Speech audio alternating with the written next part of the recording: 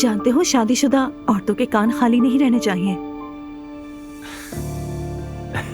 नूर फातिमा, बुरा नहीं मानना, लेकिन ये कुछ अजीब नहीं है। मेरा मतलब है कि यानी सिर्फ इस काम के लिए अलग बालियां पहनना। ये बात सिर्फ तुम्हें अजीब लग रही है। ये सिर्फ अजीब ही नहीं है, थोड़ी सी बेवकूफी भी है।